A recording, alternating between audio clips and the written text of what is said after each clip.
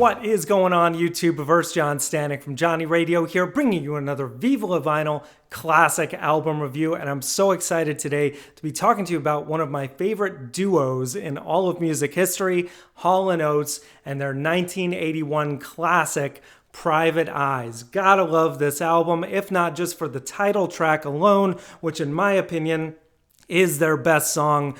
Spoiler alert. I love it. The energy, the hand claps. Daryl Hall's voice never sounded finer, and John Oates with a great guitar solo as well. I have my own dance to it. If you stick around for the end of this video and click on top 5 Hall & Oates songs, you'll get to see that, and I'll be embarrassed. But yeah, I love this track, and I think it's a great way to kick off a record. And then it goes straight into, I think, an underrated gem of theirs, Looking for a Good Sign, which Daryl Hall said he actually woke from a dream and had this song just ready to go and wrote it right away.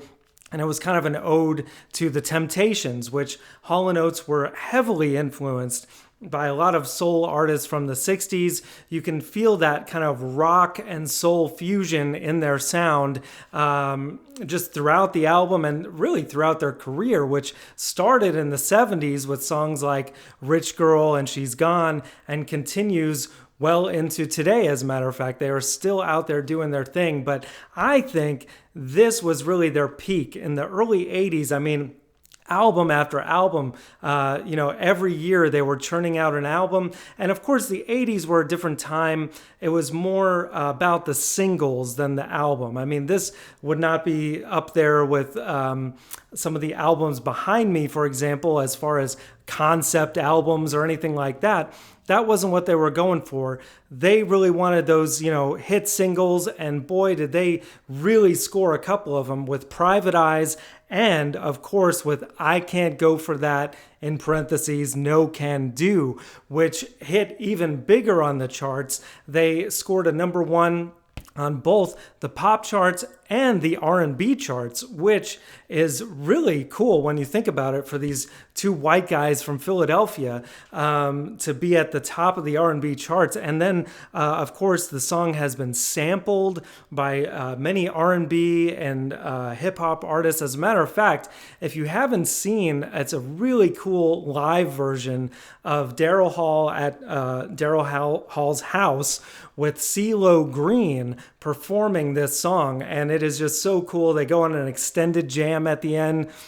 Very awesome. But you gotta love this song, the I Can't Go For That, No Can Do, and just the way that it starts up just subtly with those kind of weird keyboard sound effects that nothing else sounds like it. I mean, they were very innovative when you think about the kind of sounds they were using at that time in the early 80s that sounded both organic and, a little bit synthesized, but not too much. I mean, they really kind of brought that old sound with the new at that time. And I think that's why they were so big, rightfully so. Just for those two hit singles alone, Private Eyes and I Can't Go For That, I would have to give this a strong 8 out of 10, just to give my grade right up front. But then you've got also, there's the single Your Imagination, which is very good. Then you've got as well the single Did It In A Minute, which is not my favorite of the singles they released. It gets a little monotonous.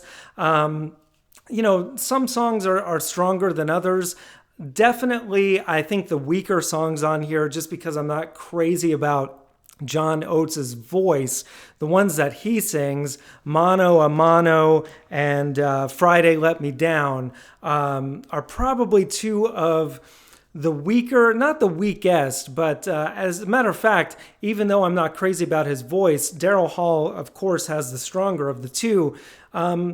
John Oates had some interesting, kind of more progressive ideas on songwriting on those two, especially on the former. It goes into almost like progressive rock territory guitar-wise. So you can tell that they both had different things that they brought to the table as a duo.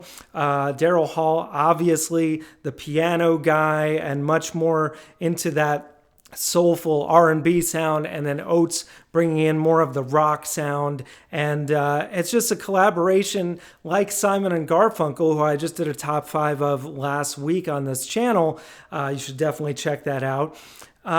They're just, it's like peanut butter and jelly, man. It's like they're just better together. You know what I mean? So this is a classic. If you haven't heard it, check it out. If not, for those 2 huge singles alone, this is not the kind of album that, you have to listen to from start to finish. You can skip over some tracks, but I would say it is enjoyable from start to finish. As an 80s album, it's definitely up there with some of the best. So let me know in the comments what you guys think. I'd love to know, what are your 2 favorite songs on this record? For me, it is the 2 obvious choices, the 2 hit singles, but let me know what you think. And as always, Viva La Vinyl. So guys, thank you so much for watching. Please like, subscribe, all that jazz. Check out some of my other content that you can see on the screen now. Thank you again for supporting Johnny Radio. Take care, and I'll see you soon.